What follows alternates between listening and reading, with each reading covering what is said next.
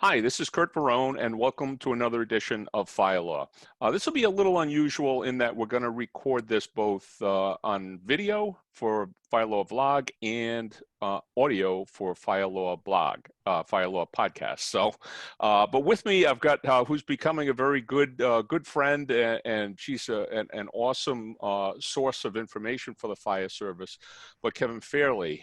And Kevin alerted me to a problem that many fire departments are facing in light of the coronavirus, which has to do with the way that Congress and the federal government have been handling some of the stimulus money, and in particular the Coronavirus Aid, Relief, and Economic Security Act, also known as the CARES Act.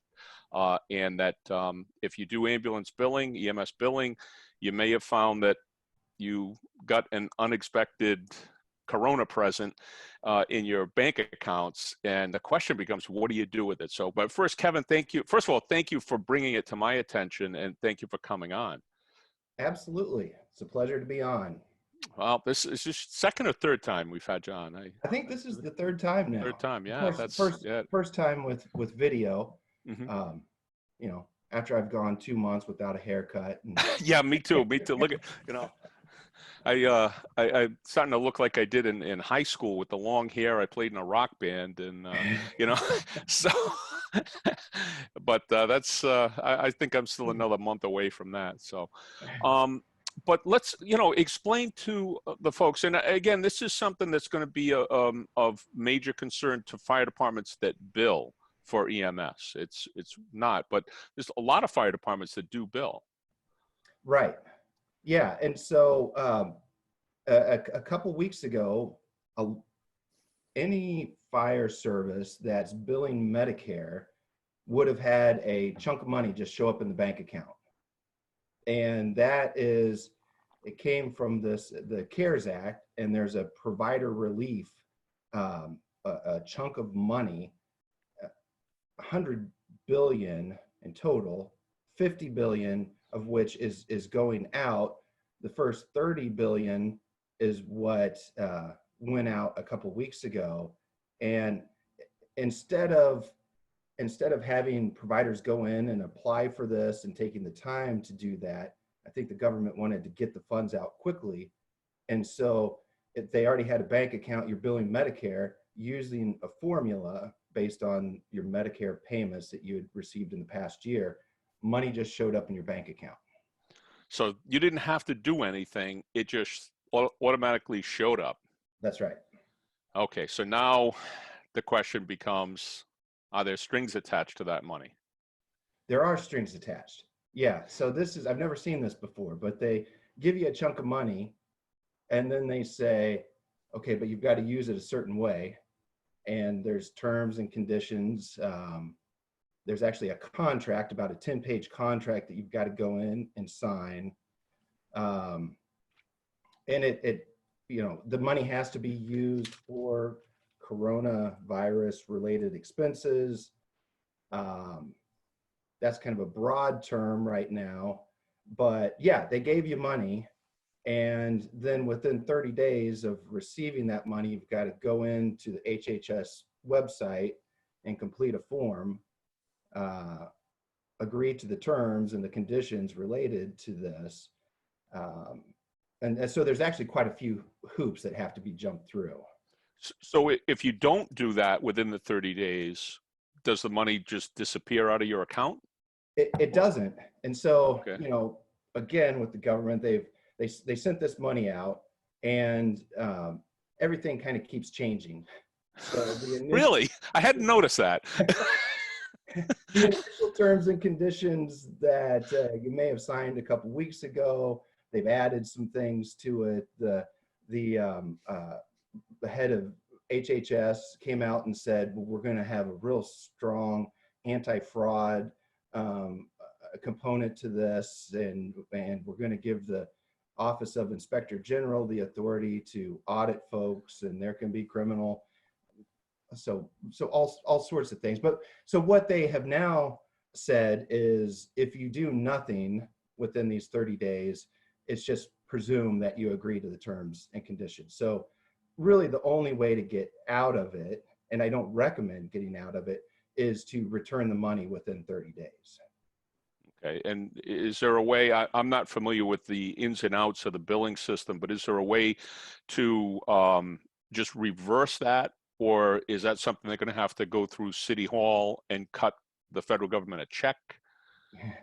Yeah, it wouldn't be easy to do. Now, HHS has a web page, a portal that has all this information. So you can go there and it'll walk you through the process for returning the money. But it's not going to be clear cut for everybody. And this is money that they clearly want. They've made it clear it's not a loan, it's a grant. They don't intend to get the money back. They just want to make sure that you've used it for the right purposes. Yeah, so I'm assuming then they want to make sure that fire departments are not going to go out of the EMS business, or I guess any EMS provider is not going to go out of the EMS business because of the economic challenges that are arising out of this disease. Right, yeah, and there are a lot of expenses that I don't think we'll even fully appreciate until on down the road. We don't know where this thing's going, but how it's going to impact your staffing. You might be in an area where you've had, I have a lot of clients that said, we've done all this prep and we haven't really been impacted by this. But who knows, 6 months down the road, maybe suddenly half your workforce is quarantined. So there are a lot of expenses that could be incurred that are related to this. Do you have a handle on that? Can you explain what those expenses might be? So we don't, it's very broadly defined. It's expenses or losses related to the pandemic. And so the government has said, we're going to audit this, but of course they haven't shown us what they're going to audit, how they're going to audit it, what the process is going to be. We don't know. But I can think of, obviously if you go out and buy new protective, equipment and that sort of thing, that's very easy to tie it to the pandemic. But again, like staffing expenses, maybe do you have more overtime that you otherwise wouldn't have had? Insurance premiums, maybe. I think, once you start really thinking about it, it's a pretty broad universe of things that could be impacted. Okay, so it wouldn't necessarily be limited to the transporting of a patient, but it could come back to even, I know in my fire department, we've had to hire somebody to come in, and they come in usually once a week, but totally go through the entire station with a high pressure sprayer and disinfectant and spray the station. Just, we do wiping, we wipe the trucks, wipe the equipment, periodically, but this is over and above that. So I guess it doesn't, my point, usually EMS billing, you're talking about what happens from the time you touch the patient till you drop them off, those expenses, but they're going beyond just the transport in terms of what they'll reimburse for, or what they'll. That's the way I interpret it. And the language when it first came out, it says, for the treatment of those individuals. So then there's the question of, as you pointed out, do you somehow have to track, those patients that are tested positive, and then tie expenses to that? That would be nearly impossible. So they had further explanation to say, we just assume all patients right now could be impacted by this. So they really broadened that universe. Yeah, and I think, my department doesn't do EMS transport, but even going on a CO run or a false alarm, we have a mask on and gloves, and we're using those types of things because you may be going into a house or an apartment building where you don't know. And Right. so, trying to say that it'd only be COVID related runs, everything's COVID related. So Exactly. Um, what from your perspective, you know, what do fire departments need to do to keep themselves, you know, like what are the strings that are going to be attached to the spending or to this money? You know, they need to be able to, at some point, we don't know when these audits might come, but at some point be able to, let's say you got $30,000, uh, you are going to need to be able to identify in your books expenses that relate to that $30,000. So, you know, again, very clearly, if you went out and bought $30,000 worth of new equipment, there you go. Now, a lot of people have advised to set up a separate bank account, so then you can very clearly show where the funds go. You know, sure, you can do that. It seems like, you know, having been involved with running some of these operations, I'm not sure I would go out and set up a new bank account just for Yeah, most cities that I know of are not going to appreciate the fire chief going out and setting up a new bank account. That's not going to be possible. Now, some departments are able to do that, but most municipalities, that's not going to be possible. Yeah, that's not really practical advice, in my opinion. But, you know, I would work with your accountant, or, you know, whoever, if you're doing it internally, or if you have outside accountants, say, hey, we've got this chunk of money, you know, I would want to identify that money in your profits somehow, and, you know, track it. Again, we don't, that's another thing, is they haven't given a timeline. So it doesn't say you need to use all these funds by the end of the calendar year. And the other thing is again, this is changing. The advice is coming out almost daily. So we may know more about tracking it than we do now. And the other piece, Curt, and I don't know if you and I even communicated on this. So there's this initial 30 billion that went out, and they've just opened up in the past couple days a portal to access the remaining 20 billion. So if you already received money, then you're automatically eligible to go in and apply for more funds. Now, it's different this time because you have to proactively go in and do this. And there's no guarantee that you will actually get more funds, but this second set, the second wave of money is now available, and all that information is accessed through the same HHS website where you would go in and sign the consent and that sort of thing. That's interesting. I know departments here in the New England area, I mean, we're facing economic challenges, no doubt, like everyone else, but we rely mostly on property taxes, with some exception, most. And so we're not going to really feel an impact immediately.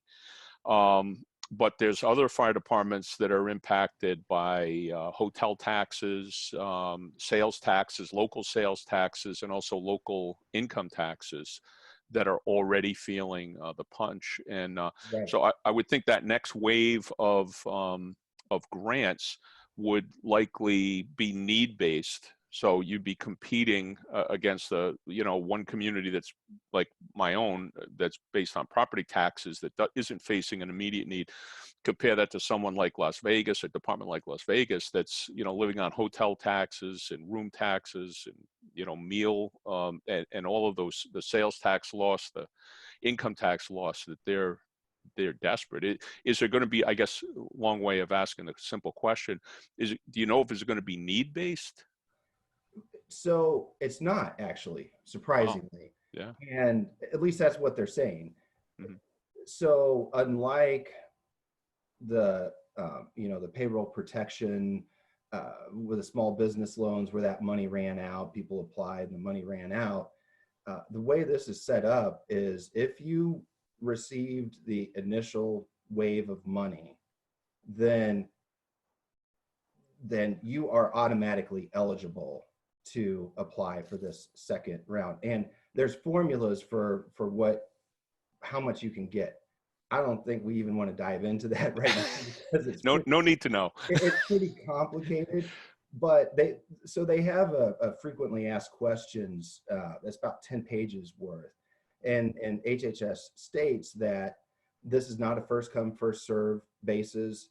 They said, look, if it's going to take your organization, city, company, whatever, a little bit longer to gather the information, get the information that you need, and then they're going to distribute the money on a rolling basis. So as of right now, if you receive money, you can go in and apply for more money, and it's not needs based. So,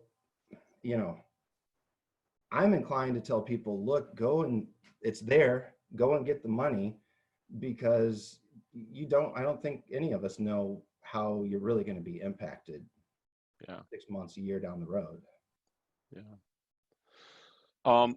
Are there any additional strings that fire departments need to be aware of that maybe don't necessarily have to do with patient issues, but like if you're going to use this money, you have to agree to do certain things? Or there are some strings attached. One is, and they're continuing to give advice on this, is that you can't balance bill for patients with COVID-19. Okay, I'm not familiar with that term. With coronavirus.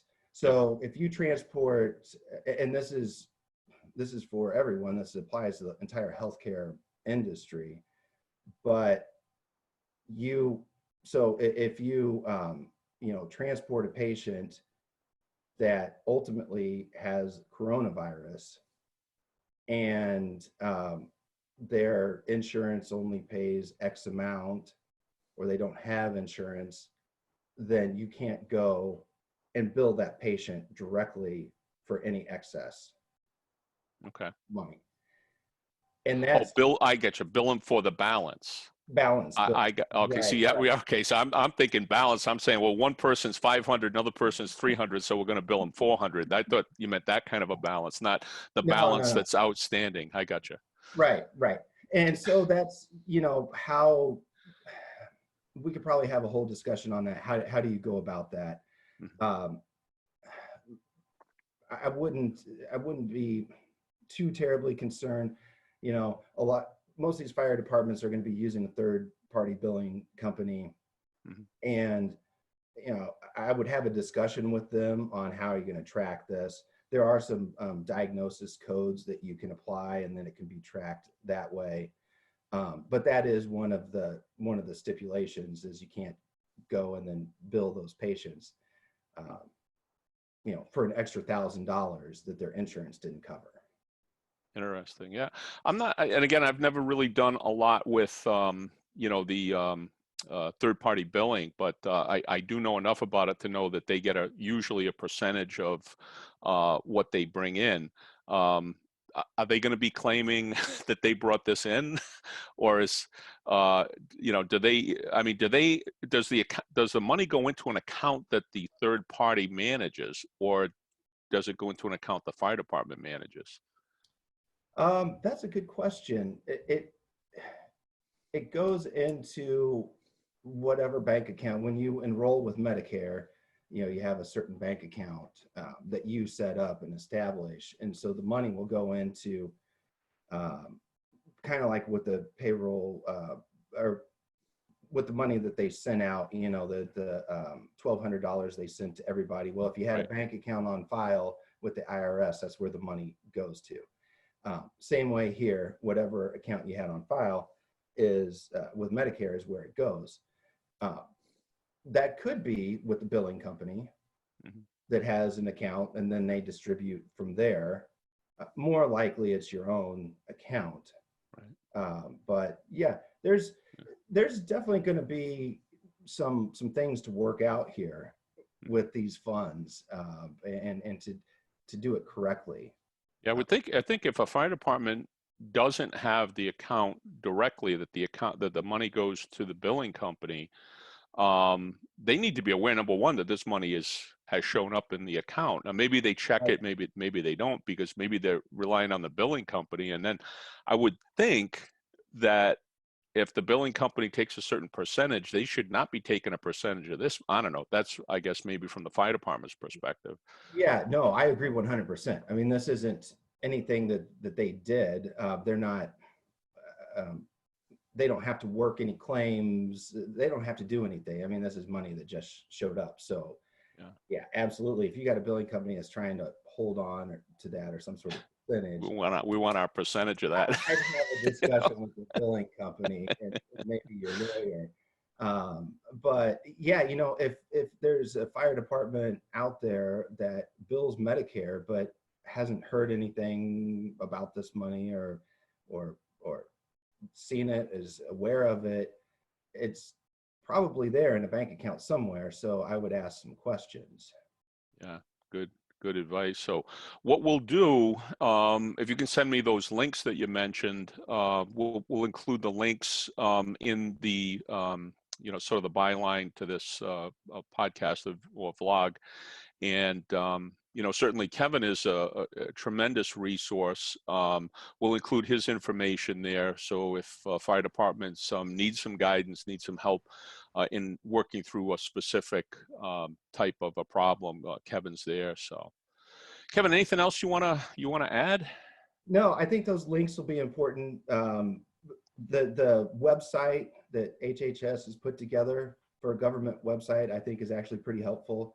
You know, so if you go to that link, you know, you read through, you're going to end up with questions, but it will give you a pretty good overview of where things stand. And then, you know, signing these consents, the application process, it's a portal, you know, that takes you page by page. So it's pretty self-explanatory, but that's where I would start if I'm trying to figure out this money. Well, all we need to do is clone you, and then we'll put we'll put 50 of you out in the 50 states, okay? And then we can you know, all get the benefit of your knowledge into this area. So. Well, I appreciate that. Yeah, it's these are interesting times for sure. Yeah, for sure. All right, and that'll do it for another edition of Fire Law.